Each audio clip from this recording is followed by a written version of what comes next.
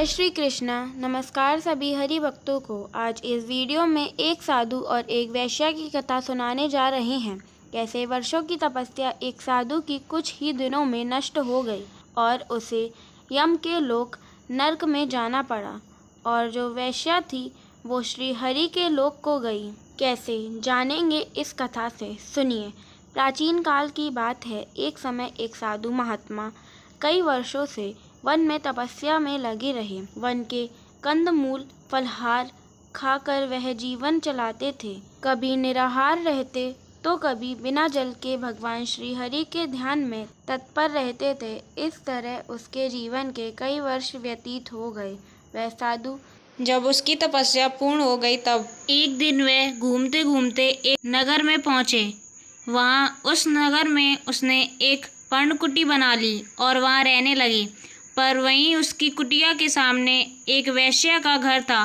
साधु जब शौच आदि से निवृत्त हो भगवान श्री हरि का जप करते तो उनकी दृष्टि उस वैश्या के घर की तरफ पहुँच जाती और वह देखते कि उसके यहाँ नित्य नए नए पुरुषों का आना जाना था, तो उनका मन जप से हट जाता और वह साधु वैश्या के घर आए पुरुषों की गिनती करने लगते।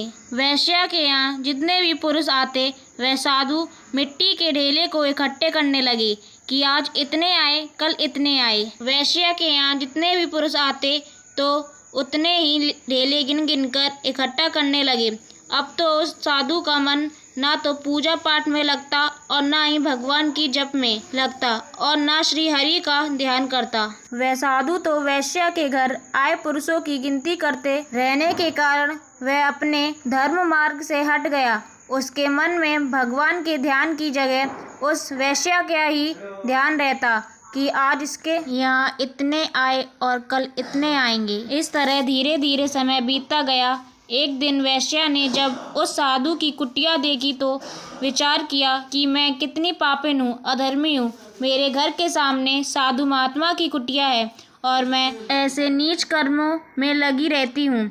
अब मैं इन साधु महात्मा से मंत्र लेकर अब बुरे कर्मों को त्याग दूंगी और भगवान के चरणों में ही ध्यान लगाऊंगी। मुझ जैसी नीच अधर्मी पापिन को तो नरक में भी जगह नहीं मिलेगी। यह सोचकर वह वैश्या उस साधु के पास गई और साधु से बोली, भगवान, मैं नीच कर्म में प्रवृत्त होने वाली एक वैश्या हूँ। सुना है साधु के संसर्ग से नीच पापी भी तर जाते हैं। आप मुझ पर भी कृपा करें ता आप मेरे गुरु बन जाइए और मुझे अपनी शिष्या बना लीजिए। मैं बाकी का जीवन आपकी सेवा और भगवान के ध्यान में बिताना चाहती हूँ। वैश्या की बात सुनकर साधु तिलमिला उठा और क्रोध में बोला, अरे ओ नीच कुलटा, तुझे यहाँ आने में लाज नहीं आई? तू ये मिट्टी के ढेले का पहाड़ सा देख रही है? तेरे यहाँ इतने पुरुष आ चुके हैं, मैं तेरी शक्ल भी नहीं देखना चाहता। कहाँ तो मैं निष्पाप साधु और कहाँ तू पापों में रत रहने वाली एक वैश्या। चली जा यहाँ से। साधु की बात सुनकर वैश्या रोती रोती अपने घर चली गई। उसे अपने आप से घृणा सी हो गई और साधु की बातों से तो वह और भी दुखी होकर खाना पीना छोड़कर वह रोती ही रही। 3 दिन तक उस वैश्या ने ना तो अन्न का एक दाना ही खाया और ना ही जल पिया। वह भगवान का नाम ले लेकर बारंबार रोती ही रही कि उस साधु ने ठीक ही तो कहा, हाँ मैं पापिन हूँ, कुलटा हूँ, अभागिन हूँ। अतः चौथे दिन भूख प्यास से दुर्बल हुई उस वैश्या ने प्राणों का त्याग कर दिया। इधर उस साधु का भी अंत समय आ गया और उसका भी देहांत हो गया।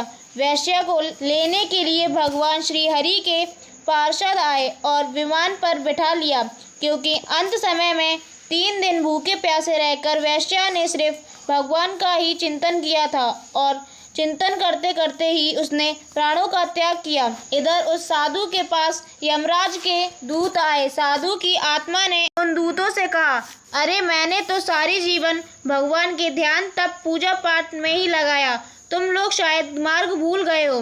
वो देखो, वो सामने वैश्या का घर है। उसने तो पूरे जीवन धर्म कर्म किया ही नहीं, पापों में ही लगी रही है। साधु की बात सुनकर यमदूतों ने कहा, वो वैश्या तो भगवान विष्णु के पार्षदों के साथ वो देखो विमान पे जा रही है, क्योंकि तुम्हारे यहाँ से जाने के बाद उसने अन्न जल का त्याग करके श्री हरि के ध्यान में ही अपने प्राणों का त्याग किया है। और तुम जो पूरी जिंदगी भगवान के ध्यान में लगे रहे, अंत समय आने पर भगवान को छोड़कर उस वैश्या का चिंतन किया, इसलिए यमराज की आज्ञा से हम तुम्हें ही लेने आए हैं। यमदूतों की बातों से साधु की आत्मा को अपने ऊपर बहुत पश्चाताप हुआ और यमदूत साधु को यमलोक ले गए। इसलिए सद्मार्ग पे चलने वाला असंगत पाके कुमार्ग पे चला जाता है और वह अपना ही अनिष्ट कर लेता है, और कुमार्ग पर चलने वाला सत्संग पाके सद्मार्ग पर चलने लगता है, जिससे वह भगवान के परम धाम को भी प्राप्त कर लेता है। सच्चा पश्चाताप मन को निर्मल कर देता है और भगवान की प्राप्ति करा देता है, और एक दुष्कर्म हजारों पुण्य धर्म को भी नष्ट कर देता है। इसलिए कभी किसी की बुराइयों को नहीं देखना चाहिए। देखना है तो यह देखो कि हम में कितनी अच्छाइयाँ हैं, कहीं हम भटक तो नहीं रहे हैं। इस कथा को सुनने के लिए आपका धन्यवाद। जय श्री कृष्णा। राधे राधे।